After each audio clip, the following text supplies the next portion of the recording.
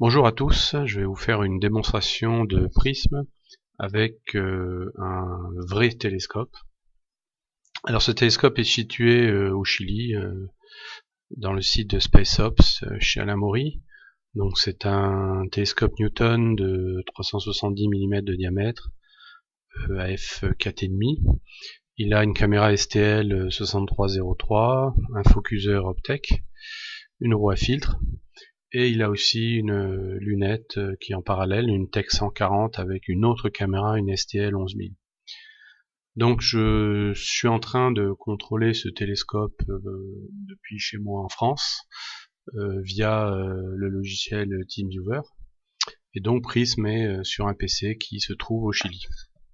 Alors je peux vous montrer sur une caméra IP à quoi ressemble le télescope. Donc vous l'avez ici en bas. On voit que le dôme est ouvert actuellement. On voit la caméra STL ici. On voit la lunette là, la Tech 140. Alors la monture, c'est une monture Direct Drive Nova 120. Et on voit le tube ici du télescope en noir. Alors ce que je vais faire, c'est que la première chose que nous allons regarder, c'est d'inspecter la configuration du logiciel pour cet équipement. Alors si vous allez dans le petit bouton avec les engrenages ici, voilà. Alors il se peut qu'il y ait quelques délais dans les mouvements des fenêtres, ça c'est parce que c'est l'internet, hein, donc le télescope est à 13 000 km de là où je me trouve, donc il peut y avoir de temps en temps des petits délais d'affichage ou des choses comme ça. Si j'inspecte les périphériques qui sont accrochés à ce télescope, nous avons ici au niveau caméra les deux caméras, donc nous allons nous occuper que de la première caméra, nous allons nous occuper que du télescope Newton avec la caméra STL. Donc dans configurer ici, nous avons que c'est bien une caméra SBIG ici qui est cochée, et nous avons ici les paramètres du télescope avec ici la focale qui est relativement, enfin qui est très importante dans le logiciel parce qu'elle vous permet de faire des choses, des tas de choses. Cette focale est ici fixée à 1706, mais bon, elle peut être à 1710, 1705, elle n'a pas besoin d'être précise au millimètre près. Ici, elle est précisément rentrée parce qu'elle a été calculée à partir d'une résolution astrométrique. Donc le diamètre du télescope, 370 mm, c'est pas une information très importante, elle est utilisée très peu dans le logiciel. Ici, vous avez, si vous allez dans la partie caméra, cette caméra a une roue à filtre qui est intégrée. Donc si je clique ici sur configurer, on peut voir ici les filtres qui ont été installés. Donc c'est une roue à 5 positions. Et ce qui est vraiment important, c'est d'indiquer quel est le filtre de référence. Donc ici, nous avons le filtre rouge, vert, bleu, le filtre de luminance, le filtre H-alpha. Et nous voyons que le filtre luminance est le quatrième filtre. Et on va dire que c'est le filtre de référence, et donc associé à une focalisation de référence. Alors la focalisation ici, c'est un Optec, dont la position de référence pour avoir des étoiles nettes est de 13,4 mm. Et donc sur le filtre de référence qui est le filtre numéro 4. Alors après ici vous voyez des zéros de partout.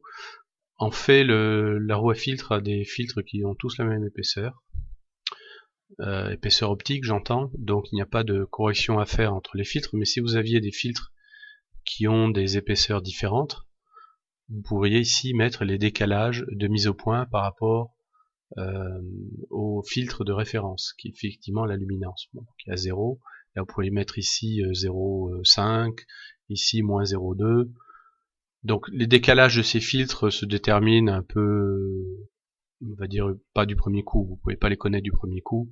Le seul moyen de déterminer le décalage qu'il y a entre les filtres, c'est de faire une focalisation avec le filtre de luminance, une focalisation précise avec la courbe en V, et en faire une avec le filtre bleu, le rouge et le vert, et de noter les écarts qu'il y a entre les filtres et le reporter dans cette table, puisque c'est quelque chose qui ne bouge pas. Alors le gros avantage va être quand vous allez changer de filtre, il va non seulement changer de filtre, mais en plus il va ajuster la mise au point pour que celle-ci soit correcte avec chaque filtre.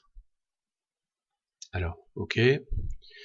Ensuite, cette caméra comporte un CCD de guidage intégré, donc sa prisme va le détecter automatiquement. Et là, vous avez ici d'autres paramètres qui sont relativement importants. Donc nous avons ici affaire à une monture allemande. Comme vous l'avez vu sur l'image, je vous remontre, c'est une monture allemande. Donc vous avez le télescope d'un côté, puis de l'autre vous avez les contrepoids. Donc le problème d'une monture allemande, c'est quand vous êtes d'un côté ou de l'autre du pied, l'image a tendance à, enfin pas tendance, elle va tourner de 180 degrés. Et donc pour avoir toujours le nord de l'image, par exemple vers le haut sur l'écran, si vous cochez cette case-là, vous allez, lorsque le tube va se retourner, le logiciel va automatiquement faire les deux miroirs, le miroir X et le miroir Y, pour faire la compensation de rotation d'image lorsque vous faites un retournement de monture. Alors donc j'ai activé cette option-là, et qu'est-ce que je dis? Je dis que malgré tout, parce que vous avez quand même une caméra qui est devant des optiques avec des miroirs, ben vous allez avoir dans le cas là, lorsque le tube est à l'aise du pied, vous êtes quand même obligé de faire un miroir X et un miroir Y sur la caméra CCD pour avoir le nord en haut. Donc ça c'est à cause du télescope, à cause de l'orientation de la caméra, de l'optique, le fait qu'il y a un miroir plein sur un télescope Newton. Donc ça c'est quelque chose que vous pouvez déterminer, on va le vérifier. De toute façon je vais vous montrer comment ceci fonctionne. Donc évidemment vous activez la fonction, c'est facile. Après activer ces cases correctement est un peu plus délicat, mais je vais vous montrer comment on peut le faire. Donc voilà pour la caméra. Donc on peut inspecter les autres éléments du setup. Donc nous allons aller dans Télescope Observatoire, et ici nous voyons que c'est une monture ASCOM, donc télescope piloté par driver ASCOM. Donc là nous avons sélectionné le driver ASCOM de la monture Nova 120, mais ça pourrait être le driver ASCOM de n'importe quelle autre monture, d'une astrophysique, d'une Paramount, d'une 10 microns, etc., etc. Donc là vous avez accès à la configuration de ASCOM de la monture. Alors vous avez ce panel qui apparaît, mais qui est propre à la monture que vous allez utiliser. Là ici vous voyez celui d'une Nova 120, ici. Si vous utilisiez une monture astrophysique, vous verriez un panel qui est complètement différent, avec des options complètement différentes. Donc ça c'est quelque chose qui est à l'extérieur de Prism. Donc ensuite, quelque chose d'important, au niveau du guidage, la caméra a des relais à l'intérieur, a des relais pour pouvoir faire du guidage, pour pouvoir faire des petites corrections de guidage. Et dans ce cas-là, il faut un câble qui va se connecter de la caméra à la monture. Mais ici, ce n'est pas la peine de l'utiliser parce que la monture Nova 120 intègre aussi des petits mouvements, ou la possibilité d'exécuter des petits mouvements pour faire du guidage.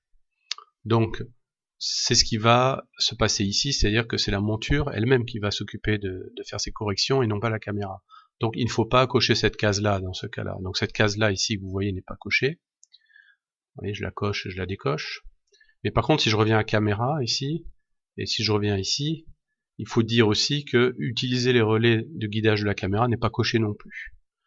Vous êtes obligé de cocher cette case que si vous avez un câble entre la monture et la caméra, et si la monture n'est pas capable de faire cette opération-là. Bon, ici c'est pas le cas, la monture fait très bien cette opération-là, donc ici je n'ai pas besoin non plus de cocher cette case, par défaut c'est elle qui va s'occuper de ces mouvements. Mais on verra plus tard que cette configuration nous est averti, enfin va être au courant de qui va s'occuper du guidage, des mouvements de guidage du système. Ensuite, vous avez ici des choses pour le modèle de pointage. Alors ici, ils sont intégrés par la monture elle-même, donc je vais le décocher. J'ai pas besoin de le mettre parce que c'est la monture elle-même qui gère le modèle de pointage. Mais si vous aviez par exemple un modèle de pointage, vous pourriez le mettre ici et faire des corrections de modèle de pointage si votre monture, enfin, si le logiciel de votre monture ne l'intègre pas. Le modèle de pointage sera le sujet d'une autre vidéo, je pense. Ensuite, vous avez ici les limites de pointage de la monture, qui peuvent être aussi gérées par le driver ASCOM de la monture. Ici, tout ce qui concerne les dispositifs de guidage alpha delta fin pour du rappel de guidage, bon, ici c'est mis sur aucun. Pourquoi? Parce que la monture s'occupe de ça. Donc il n'y a pas de système indépendant, parce que vous pourriez avoir un système indépendant comme un système ASCOM, comme un shoestring, quelque chose comme ça, qui s'occupe de ça, qui est spécifique. Mais là c'est pas le cas, c'est géré par la monture, donc on le laisse sur aucun. La focalisation, ici c'est une focalisation ASCOM avec un focuseur qui est de chez Optech. Donc là aussi, vous pourriez aller dans les configurations et régler paramètres que l'on voit ici apparaître ici dans une fenêtre, qui sont des paramètres propres à ce focuseur et qui ont été le logiciel que vous voyez ici, cette fenêtre-là, ont été rédigés ou écrits par la compagnie Optech. Donc là, c'est pas une fenêtre que Prism gère, hein, c'est une fenêtre qui est faite par la société Optech et qui vous permet de définir le port com du focuseur et tout un tas d'autres paramètres. Voilà. Alors quelque chose de très important, c'est que il y a le pas du focuseur qui est très très important, c'est de savoir combien de millimètres je vais faire par pas codeur de focuseur. Alors il y a d'autres logiciels en général, ils s'embêtent pas avec ça, ils vous donnent uniquement le nombre de pas codeurs. Donc le pas codeur, c'est une unité arbitraire qui est absolument rattachée à aucune signification physique. Là, le logiciel Prism, il faut lui dire, alors soit c'est automatique, donc soit vous faites une entrée manuelle du pas, à savoir que le nombre de microns par pas c'est 2, ici vous avez 2,2 microns de pas par déplacement du focuseur. Alors je crois que de toute façon dans le logiciel ASCOM de Optech, vous n'avez pas besoin de cocher cette case, hein. Elle est inutile, hein. Ça vient automatiquement. Et ici, si vous voulez des rattrapages de jeu ou pas de déplacement à la connexion, alors ça c'est certains focuseurs qui respectent la norme ASCOM pas très bien, genre les focuseurs ASA qui par exemple ont des petits problèmes d'état à certains moments où là il faut pas le déplacer à la connexion, sinon ça provoque des problèmes. Mais sur un focuseur Optech, il n'y a pas de problème, hein. Donc vous l'interrogez toutes les 2 secondes et le pas est de 2,177 mm. Ça c'est rempli automatiquement dans ce cas-là, ça c'est sûr. Et si c'est pas rempli automatiquement, il faudra se le figurer. Donc l'idée pour se figurer le pas, vous faites par exemple 100 pas et puis vous mesurez avec une règle ou un pied à coulisse de combien le focuseur s'est déplacé avec 100 pas. Par exemple, on a fait 100 pas, le focuseur s'est déplacé d'un millimètre. Donc le pas va être 1 divisé par 100, donc vous allez rentrer 10 microns, par exemple. Donc là, c'est pas le cas. Avec ce focuseur-là, c'est automatique, hein, comme je répète. Donc on pourrait avoir une focalisation numéro 2, et etc. C'est pas le cas. Là, les roues à filtre, alors la roue à filtre ici, c'est des roues à filtre externes, hein. Donc comme la caméra CCD intègre cette roue à filtre en son sein, vous n'avez pas besoin ici de vous occuper de la configuration de la roue à filtre. Nous l'avons déjà fait dans le setup de la caméra CCD. Dôme abri, il y en a un ici, mais il n'est pas géré par Prism. Enfin, il pourrait l'être sans aucun problème d'ailleurs. C'est un dôme fait maison. Ensuite, vous avez ici un rappel sur la localisation géographique. La station météo, il n'y en a pas. Les moniteurs de nuages aussi, il n'y en a pas. Des rotateurs interrupteurs non plus, il n'y en a pas. Dans ce cadre-là. Donc bon, c'est fait volontairement pour rester relativement simple. Donc là, je fais OK. Alors la première chose que je vais faire, évidemment, c'est de vérifier que tout ça est sous tension. Donc ici, il y a un petit logiciel fait maison, enfin c'est un petit logiciel qui, pareil, n'a rien à voir avec Prism. Alors celle-ci n'est pas la bonne session, voilà, celui-là c'est la bonne. Donc ça c'est un petit logiciel qui est en dehors de Prism et qui permet d'allumer, d'éteindre, par exemple la monture, la focalisation et la caméra IP qui surveille tout ça. Donc ça c'est allumé, il n'y a pas de souci. Donc ce que je peux faire maintenant, c'est me connecter par exemple à la caméra. Alors l'ordre de connexion, si vous connectez en premier le télescope ou en premier la caméra, enfin, n'a aucune importance. Contrairement à ce qui se dit par-ci par-là ou sur certains forums, l'ordre de connexion n'a pas d'importance. Donc je vais commencer par la caméra CCD.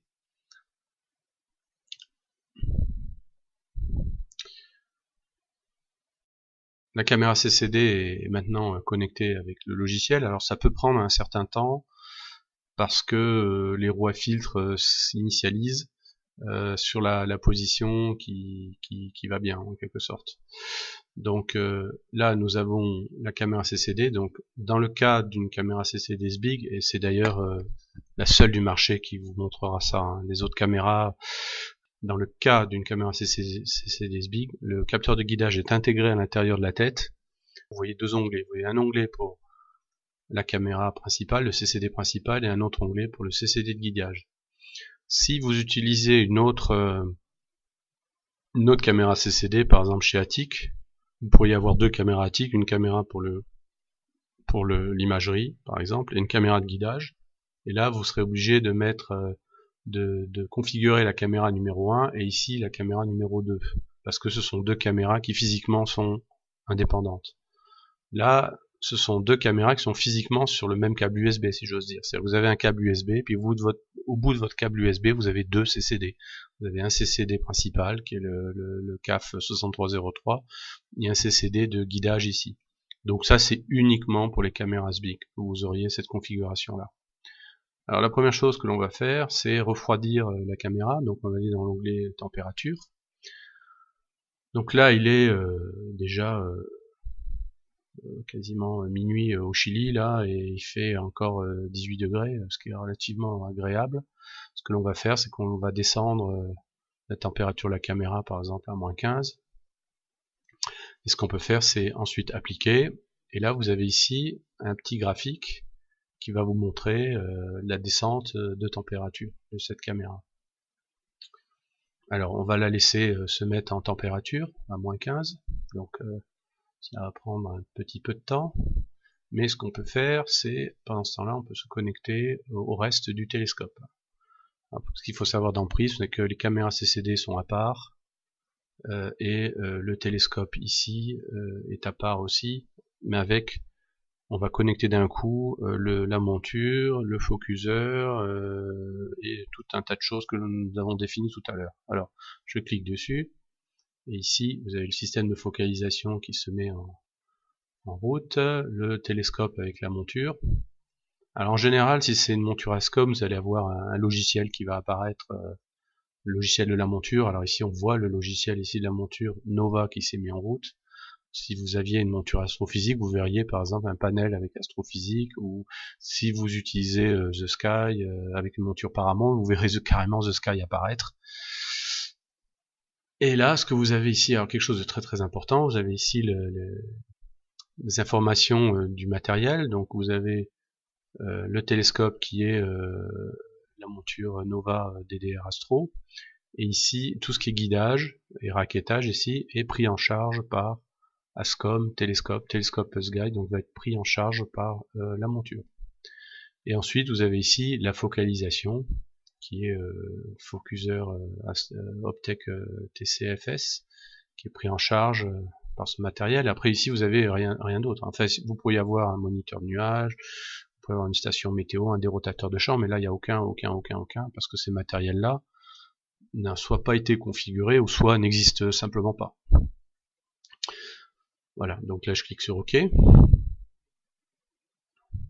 et viennent apparaître des fenêtres. Alors ces fenêtres-là apparaissent dans l'image de cette façon-là, mais ce qu'on peut faire ici, vous allez dans Fenêtres, et puis si vous pouvez avoir toutes les fenêtres qui sont mises ici, là, dans un coin de l'image, en faisant ce que je viens de faire là, réinitialiser les fenêtres caméra télescope, la position. Et là ici vous avez aussi un espèce de petite flèche rouge. Alors qu'est-ce que ça vous permet de faire? Ça vous permet de minimiser le panel concerné. Ok. Alors on les retrouve ici effectivement en bas. Donc si je veux les faire apparaître, je double-clique et ils réapparaissent en bas.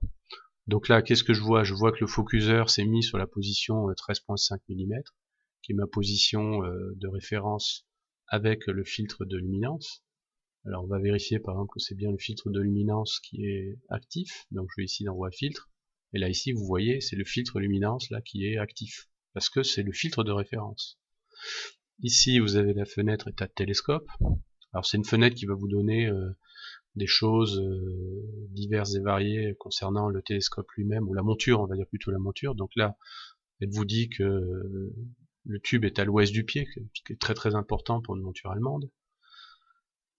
Ici, ça vous donne quelques informations plus exotiques, comme la position en azimut. Ici, ça aussi, ça c'est un onglet que j'aime beaucoup. Ça vous dit que la Lune est à moins 62 degrés, donc elle est couchée. Puis vous avez ici la hauteur du Soleil. Puis là, ça vous donne le temps restant. On a ici à peu près 7h20 d'observation avant que le Soleil se lève. Alors vous avez aussi 7h10 avant que la Lune se lève. Hein. Mais la Lune, en ce jour-là, est assez fine. Hein. Elle va pas gêner. Vous avez des informations de modèle de pointage, mais là il n'y a rien parce que le modèle de pointage n'est pas actif. Alors vous avez des informations éventuellement sur le DOM ou sur la météo ici, si vous avez une station météo, et ici sur qu'est-ce qui s'occupe du guidage du système. Donc là c'est la monture avec avec le guidage intégré. Et ici vous auriez par exemple un moniteur de nuage, genre un système qui a un détecteur infrarouge pour voir la couverture nuage. Bon là il y en a pas, hein. C'est pour ça que tout est entre avec des points d'interrogation. Donc je reviens sur Équatorial, c'est ce qui est le plus intéressant. Alors ici vous avez une espèce de carte très simplifiée qui représente la position actuelle du télescope, avec ici les points cardinaux et l'espèce de symbole rouge et la position actuelle du télescope dans la carte du ciel. Alors évidemment, si on prend la carte du ciel, ici, que je vais faire apparaître, vous allez avoir ici la position actuelle du télescope, évidemment, qui est ce cercle jaune, là, ici. Et alors, comment je peux l'avoir? Admettons, si j'étais sur un côté un peu plus... voilà, si par exemple ça apparaît pas ici, s'il y a par exemple, là je vois rien, ben, je pourrais dire, ah ben, où est le télescope? En fait, si je le vois là, donc... alors, admettons, on va se déplacer de façon à ne pas voir la position du télescope. Là, on la voit encore. Là, on la voit plus parce qu'on regarde vers le pôle sud. Donc, ce que je vais faire, c'est que je vais décocher quelques options de la carte du ciel pour que ça aille un peu plus vite. Donc, dans ciel profond, je vais enlever la voie lactée. On va enlever les NGC pour le moment et on va enlever dans l'affichage général, on va enlever la grille alpha delta. Voilà. Ok. Donc ça aille un petit peu plus vite. Donc ici, si je clique sur ce bouton ici, déplacer la carte sur la position actuelle du télescope, ça va me mener directement sur la position où est le télescope ici.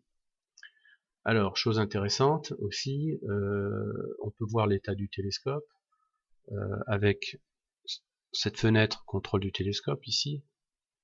Alors on voit, si on va par exemple dans parking, on voit que le télescope est déparqué. Donc ce qui s'est passé, c'est que quand je me suis connecté au télescope, le télescope s'est déparqué automatiquement.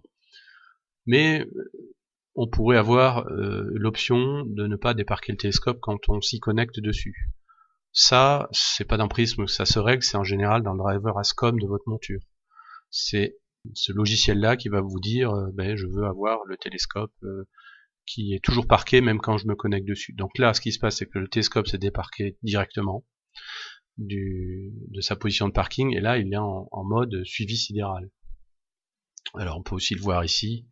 Ici, vous voyez, alors, c'est en anglais, mais on voit ici qu'il est dans le mode tracking ici. Tracking. Donc là, le télescope est en train de suivre. Donc, le télescope est en train de suivre et est à cette position-là. Alors, ce que l'on va faire, c'est qu'on va le pointer, par exemple, ben tiens, je vais l'amener sur cette étoile-là. Alors, comment faire? C'est relativement facile, il y a plein de méthodes pour le faire. La première, c'est que je vais sur l'étoile ici, la BSC 4531, je double-clique dessus, et là ici, je fais pointe le télescope sur cet objet. Donc, le télescope va aller sur cet objet.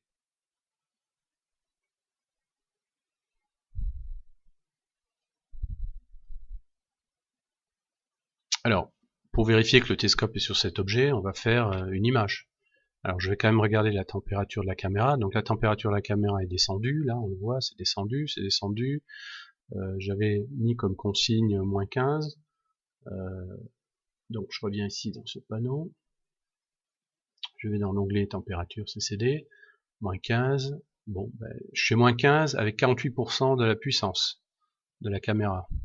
Donc 48% de la puissance, sachant que la caméra a une puissance entre 0 et 100, ben, je vais mettre moins 25 parce que j'en ai encore sous le pied, si j'ose dire. Donc voilà, donc je fais appliquer.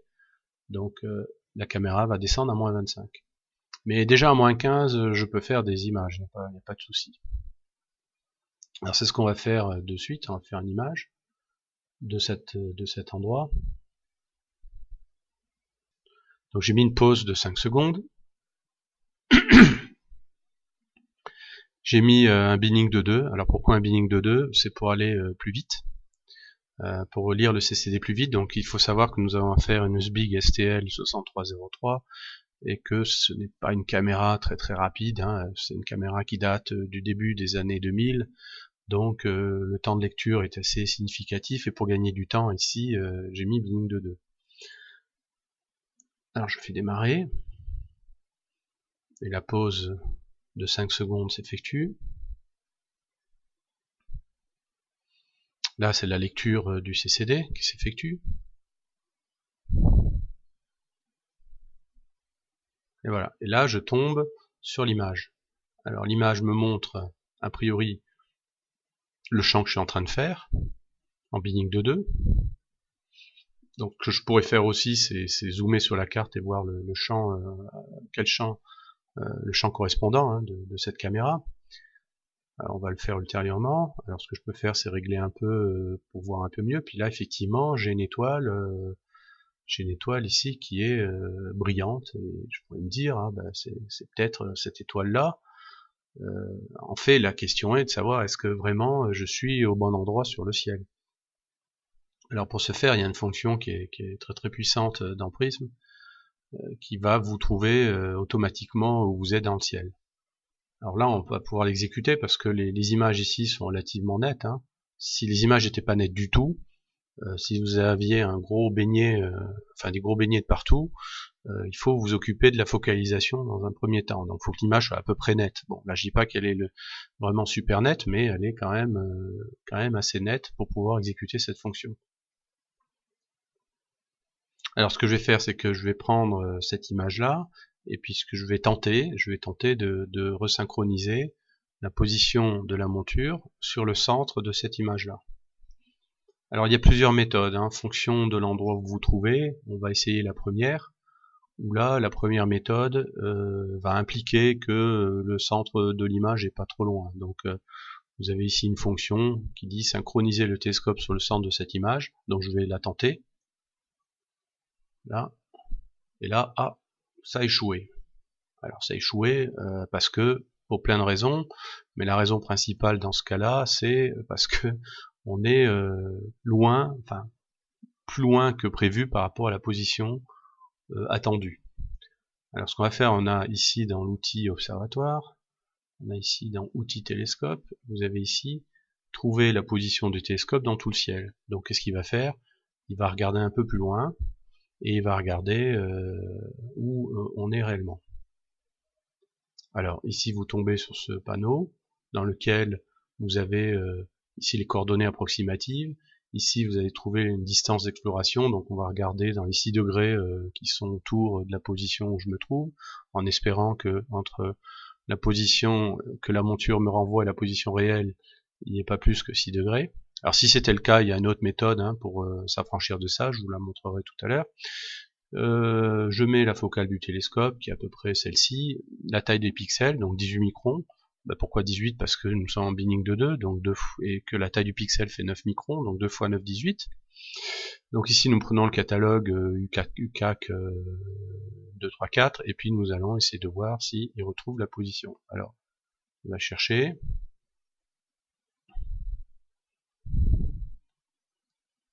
Voilà, il l'a trouvé assez rapidement. Donc c'est un PC qui est pas très rapide, hein. C'est un PC sans ventilateur, avec un processeur Atom ou quelque chose comme ça. Donc là, il a retrouvé où il est. Donc vous faites oui. Là. Donc là, le décalage est de 0,6 degrés entre la position réelle et la position attendue. Voilà, l'indice de confiance est bon, vous faites fermer. Là, ce qu'il a fait, c'est que, alors si vous avez l'œil, vous allez voir que le repère du télescope s'est déplacé un tout petit peu. Alors on va zoomer un peu pour voir. Alors vous voyez ici la position où je pensais être, c'est-à-dire sur bêta de bêta Léo, hein, du lion. Donc vous avez le lion ici qui est à l'envers, hein, on est dans l'hémisphère sud, donc le lion est inversé. Et ici vous voyez la position de la monture est là et non pas là. Alors évidemment, si je veux me mettre vraiment sur cette étoile-là, donc je repasse la souris en mode pointage, je double-clique ici, je fais pointer télescope sur cet objet, et là, hop, on va ramener sur l'étoile ou l'objet sur lequel on pensait initialement être, et ici on fait démarrer, et vous allez voir que cette étoile brillante qui fait magnitude sans doute 2 ou 3 va se retrouver dans le centre de l'image.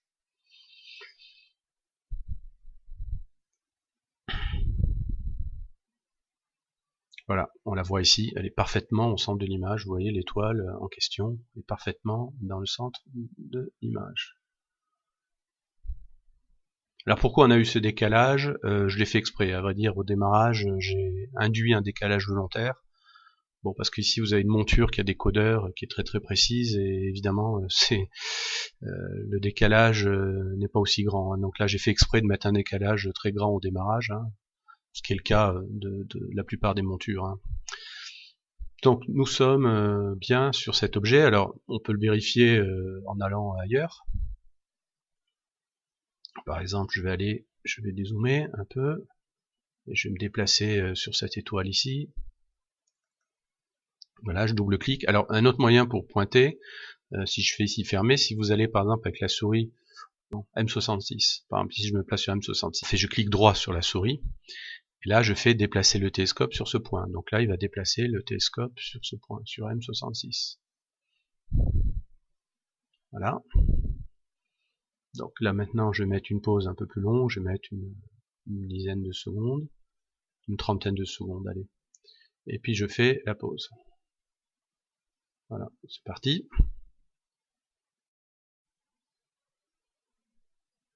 Donc voilà mon objet M66. Donc ce que je vais faire, c'est que je vais changer un peu la visualisation.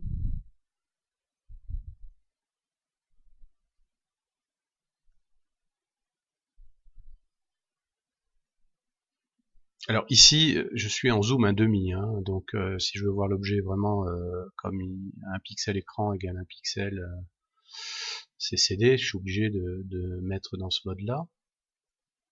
Donc là, ici, vous voyez, on est exactement, parfaitement sur l'objet.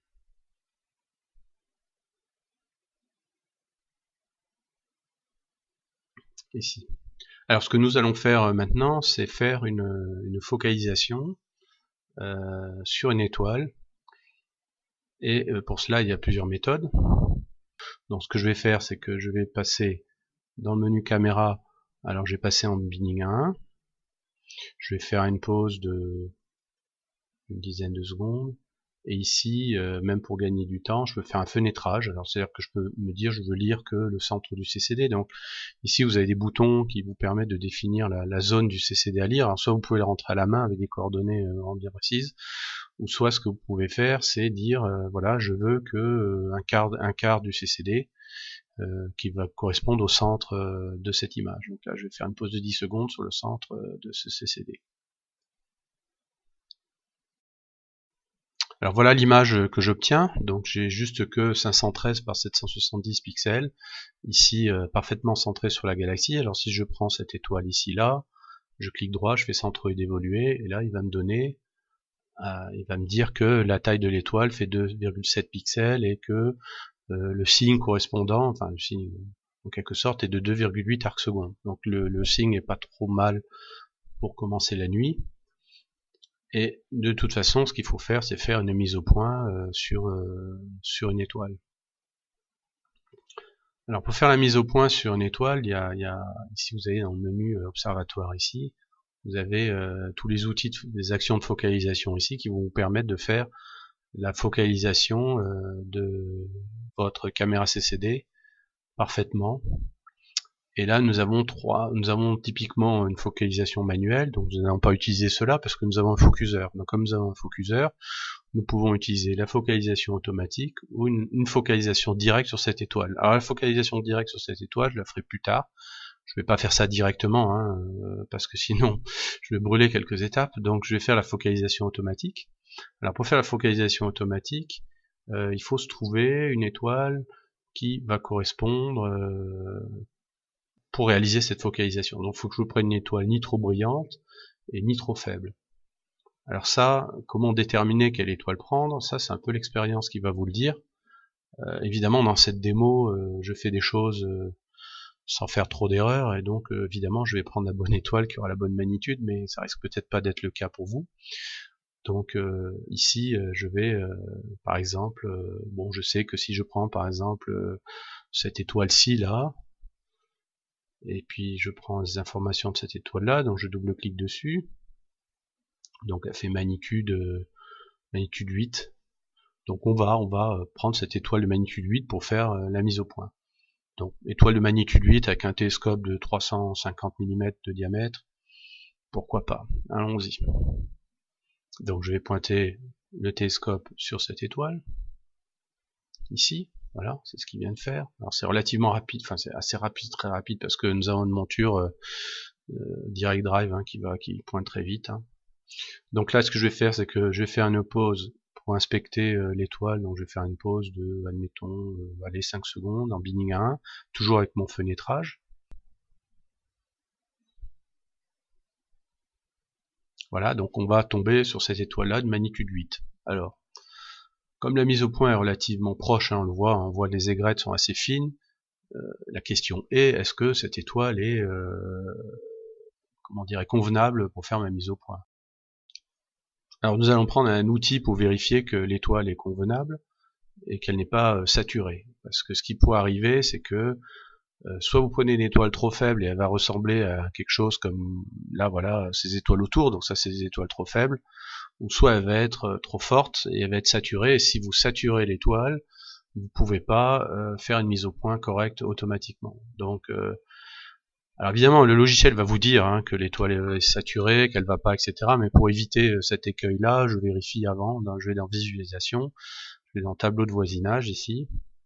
Alors ça me donne ici la valeur des pixels, quand je me promène sur l'image ici, j'ai la valeur des pixels, et là qu'est-ce que je vois? Aïe, je vois en rouge ici, quand je vais là, je vois, bah aïe, l'étoile ne convient pas, puisque 65 535 c'est de la saturation. Alors une autre façon de voir que c'est saturé, c'est vous allez dans visualisation, et puis là vous activez montrer les pixels saturés. Là vous avez une caméra 16 bits, donc vous laissez comme ceci, voilà, et là qu'est-ce que va faire le logiciel? Il va afficher en rouge les zones qui sont saturées. Et là on voit qu'une partie de l'étoile au centre est saturée. Donc ça veut dire que cette étoile là est trop brillante, donc il faut en prendre une autre. Alors ce que vous pourriez faire, c'est réduire le temps de pause. Au lieu de mettre 5 secondes, je vais mettre 3 ou 2 secondes. Bon, c'est pas très prudent, parce que si vous baissez le temps de pause, vous pouvez avoir des effets dus à la turbulence, et les 5 secondes c'est très bien pour moyenner, pour atténuer les effets de la turbulence durant la focalisation. Alors cette étoile de magnitude 8 est manifestement trop brillante. Alors je vais en prendre une autre à côté. Voyons voir, je vais prendre celle-ci. Celle-ci fait magnitude 9,2, donc je vais pointer dessus. Alors ce qui s'est passé, c'est que le télescope est parti de l'autre côté parce que il fait un retournement. On a passé le méridien, donc la monture pointe va passer par le pôle sud et puis va revenir sur ce point-là, donc c'est relativement rapide.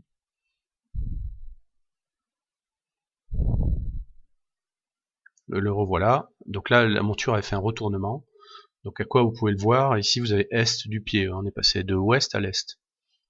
Donc là on est sur notre étoile que l'on va tester pour voir si elle est convenable pour faire la focalisation.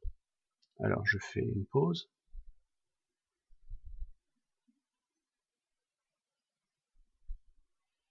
De 5 secondes, toujours avec ma fenêtre, pour accélérer la lecture.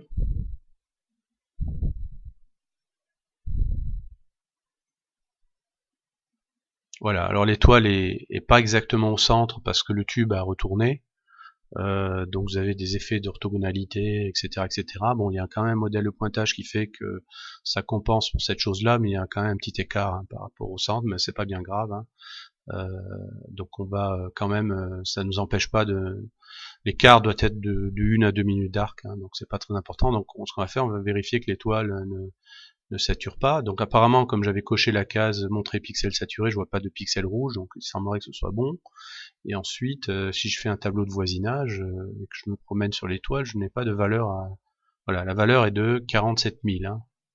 Donc ici sur la table, ici vous avez le pixel rouge, c'est le pixel le plus élevé dans la zone 11 par 11, ici 45 700. Et vous avez en couleur verte le pixel le plus faible, ici qui vaut 1893 si je déplace la souris. Donc 47 500, c'est inférieur à 65 535. Donc je suis content, je peux utiliser cette étoile pour faire ma focalisation parce qu'elle ne va pas saturer. Alors je vais dans le menu observatoire, puis dans le menu action de focalisation, et là je fais, voilà, je prends focalisation automatique. Il va me demander, un curseur va apparaître et puis il va me demander de sélectionner l'étoile. Alors voilà, je sélectionne cette étoile.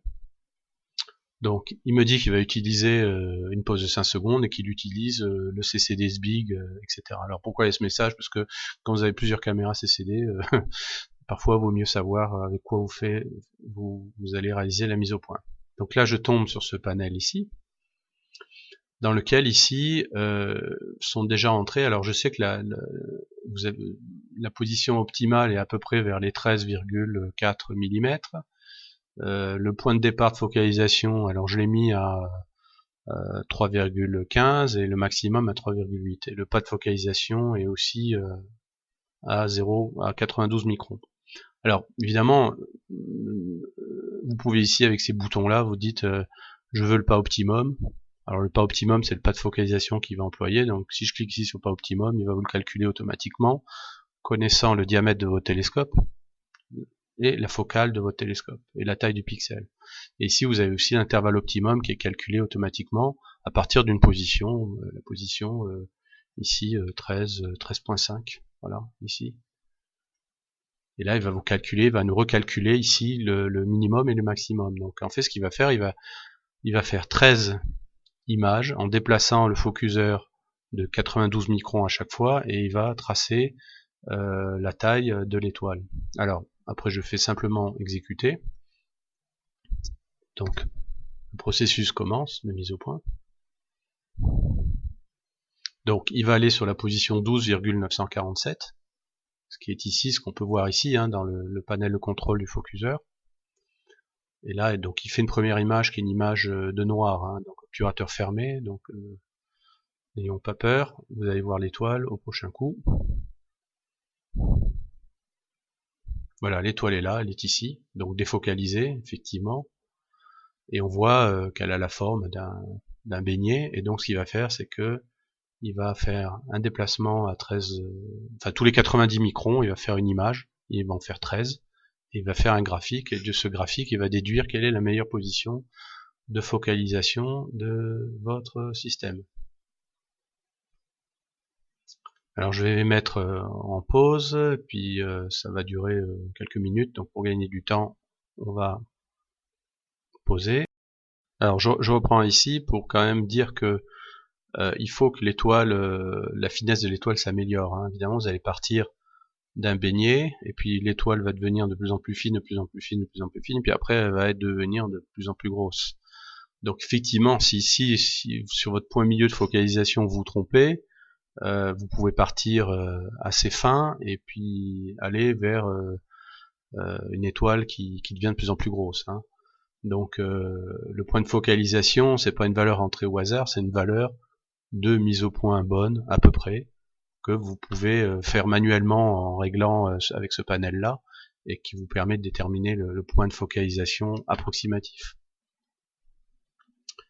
Donc là les itérations s'effectuent, là on voit effectivement que l'étoile recommence à regrossir.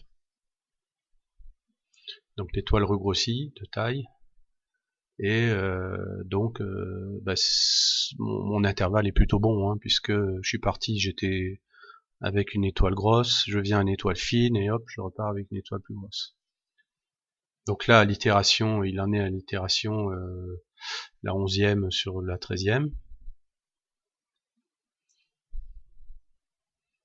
Alors lorsque vous faites ça, il faut que votre focuseur soit parfaitement capable de se positionner dans l'espace. Hein. Si vous avez du jeu, par exemple, vous allez faire une focalisation, puis une autre, puis une autre, puis une autre, et puis avec le jeu, ça va se décaler.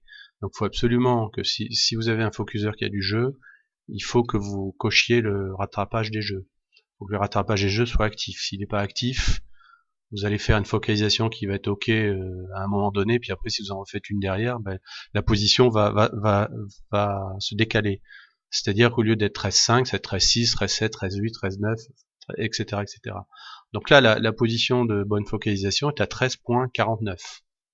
D'accord? Et là, ce que vous voyez ici sur ce graphique, vous voyez ici que l'étoile a fait 10 pixels à la position 13 mm, puis après, vous voyez ici que la taille de l'étoile s'est réduite en avançant le focuseur. Donc la taille est arrivée à un minimum, à 13,49, et après est remontée. Donc là, vous avez une magnifique... alors, dans le milieu, on appelle ça une courbe en V, mais en fait, moi, j'utilise pas une interpolation linéaire, c'est une interpolation polynomiale et parabolique, donc c'est une courbe en cuvette, en quelque sorte, avec une espèce de minimum ici. Et le gros avantage de cette méthode-là, c'est que même si vous avez un peu de turbulence, ce qui fait un peu dévier vos points par rapport à la trace rouge, il n'y a pas de souci, votre mise au point sera correcte. Donc là, ça n'a pas saturé, donc avec une étoile de magnitude 9,8, ça marche. Donc je peux sortir de ce panel. Alors vous pourriez avoir des tas de messages que ce panel peut vous donner, par exemple que l'étoile sature, alors si l'étoile sature, je pense qu'automatiquement il va réduire le temps de pause. Hein.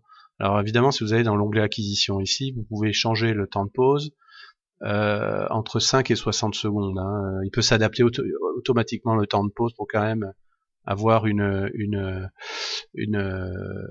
mise au point correcte. Hein.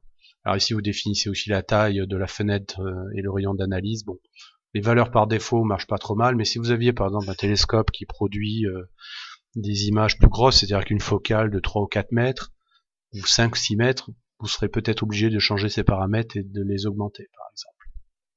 En sortie, ah oui, quelque chose d'intéressant, en sortie, vous avez ici, dans ce chemin-là, vous avez toutes ces images là, ici ces petites imagettes qui sont sauvées dans ce chemin-là.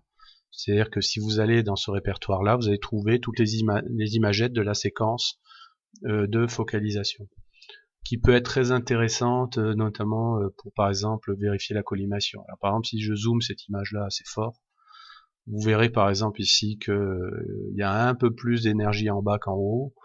Donc ça veut dire que la collimation de ce télescope-là pourrait être améliorée et avoir l'énergie d'une image défocalisée mieux répartie dans l'étoile. Donc ça peut être pratique. Hein. Si vous allez dans ce répertoire-là, vous pourriez voir toutes les 13 images de cette focalisation. Donc la méthode aussi que je vous conseille d'utiliser, c'est la méthode HDF. La méthode FWHM, je vous la conseille pas trop parce que c'est pour une autre application et elle risque de ne pas fonctionner si vous êtes trop défocalisé. Hein. Là ici, vous avez la case de recentrage de fenêtre automatique. Si votre monture ne suit pas bien, le système peut reprendre la position exacte du centre de l'étoile et l'ajuster parfaitement pour qu'elle rentre dans la fenêtre. Donc je fais sortir. Et là, nous allons vérifier que la mise au point est bonne. Donc nous allons faire une pause de, par exemple, alors nous sommes dans une région qui est pas très riche en étoiles, mais bon, c'est pas grave, on va faire une pause de 30 secondes, on va faire ça sur l'intégralité du capteur. Alors oui, tant que je reviens au CCD, la température du CCD est à moins 25 et avec une puissance de 69%, donc on est bon, on pourrait descendre plus bas. Donc là j'ai montré le graphique, voilà le graphique montre ici la première descente que l'on a effectuée, puis la seconde ici, et là on est calé à moins 25. Bon, je vais pas le faire, mais enfin je pourrais le faire, hein. Je pourrais descendre en moins 30 ou moins 35. Gardez-vous idéalement, ici vous avez la régulation, ne dépassez pas, n'allez pas à 100%, parce que là vous êtes plus régulé. Gardez-vous quelques pourcents, genre 5%, et si vous êtes par exemple à 85%, 95, on va dire entre 90 et 95% tout le temps, c'est très bien. Si vous êtes au-delà de 95%, ça veut dire que votre température est trop basse et qu'il fait trop chaud à l'extérieur et que le système, enfin, la caméra CCD n'arrive pas à maintenir la température à ce point de consigne. Alors, ici, je resterai à moins 25 pour cette démo. Hein. Alors nous allons faire une pause de 30 secondes et puis regarder sur l'intégralité de l'image comment les étoiles sont. L'image est en cours de lecture, la voici qui va apparaître. La voilà. Alors effectivement, quand l'image apparaît, on est assez souvent amené à corriger la visualisation, mais si vous avez un bouton plus, vous faites image, par exemple image lunaire, voilà, vous pouvez comme ça un peu tricher et voir un peu changer la façon dont l'image s'affiche. Alors évidemment, vous avez la loupe ici en haut, qui est ici là, donc si on se balade sur l'image, on voit les étoiles. Donc là, je suis en un zoom 1/4 parce que j'ai pris tout le CCD. Les traits que vous voyez ici, je pense que ce sont des satellites qui sont passés dans l'image. Alors il doit y avoir un géostationnaire et puis un autre satellite. Donc ce qu'on va faire pour savoir quelle est la qualité de l'image, je vais cliquer droit n'importe où. Et là ici, je vais faire ce que vous appelez net stellaire. Et ici, je vais faire sur la zone centrale, il va me calculer, il va me prendre plein d'étoiles. Là, il va me prendre 17 étoiles. Et là, il va me calculer la FWHM moyenne, donc sur ces 17 étoiles. Donc si on était sur un champ plus riche, on en aurait plus. Et là, il me trouve que les étoiles font 2,14 pixels et que donc le signe équivalent est de 2,33 secondes. Ce qui est quand même pas mal, ce qui est quand même très bien pour une soirée comme celle-là. 2 secondes 3, bon, avec 30 secondes de pause. Donc j'ai pas fait de suivi, hein, il n'y avait pas de suivi. Pourquoi il n'y a pas de suivi? Parce que bon, c'est une monture direct drive, hein, avec des codeurs, donc le suivi, cette monture est capable de suivre à peu près entre 5, 10, 10, 12 minutes, 15 minutes même, voire 15 minutes même, sans aucun suivi. Mais bon, ça vous n'empêchera pas que je ferai une démo sur le suivi dans ce tutoriel. Donc là, ce que l'on voit, on voit des aigrettes. Alors on le voit sur la loupe ici. On voit des aigrettes très fines, des étoiles fines. Donc là, on a beaucoup de raisons d'être assez content et de se dire, je vais faire quelques poses du ciel profond. Alors ensuite, pour faire la mise au point de manière plus directe et plus rapide, l'autre méthode, bon, je vais pas la lancer ici, mais je vous la montre quand même. Si vous avez dans focalisation directe sur une étoile, en fait, ce que ça fait, c'est que vous rentrez la magnitude minimum et maximum. Alors ici, donc magnitude 6, c'est trop brillant, hein, donc on a dit que magnitude, on va dire par exemple ici magnitude 9 et magnitude 10, par exemple. Et on va dire qu'on va chercher une étoile dans les 4 degrés qui se trouvent aux alentours de la position où on est. Donc le logiciel va trouver automatiquement une étoile qui est entre la magnitude 9 et la magnitude 2 dans un rayon de 4 degrés. Et on va dire, ah ben là, je vais prendre un temps de pause de 5 secondes et faire ma focalisation binning à 1. Et là, si je clique sur lancer, ce qu'il va faire, il va trouver cette étoile automatiquement, il va pointer dessus, il va faire la focalisation directement, avec les paramètres que l'on vient de rentrer tout à l'heure. Ok. Donc c'est très pratique pour éviter d'avoir à chercher une étoile, dire sur quelle étoile je vais faire ma mise au point, etc. Avec ça, vous avez un mode, on va dire semi-automatique. Puis là, vous pouvez définir quelle caméra vous voulez prendre. Est-ce que je fais ça avec la caméra primaire, secondaire ou tertiaire? Donc là, c'est une méthode. Une fois qu'on connaît bien son installation et son télescope, on peut tout à fait faire une focalisation directement sur une étoile de magnitude entre la magnitude 9 et la magnitude 10. Voilà, donc quand je fais annuler, je le fais pas parce que là ça marche très bien. Puis de toute façon, ça va afficher le même panel que vous avez vu tout à l'heure, ça va exécuter la même séquence de focalisation avec les 13 images et la fameuse courbe en V qui va en sortir.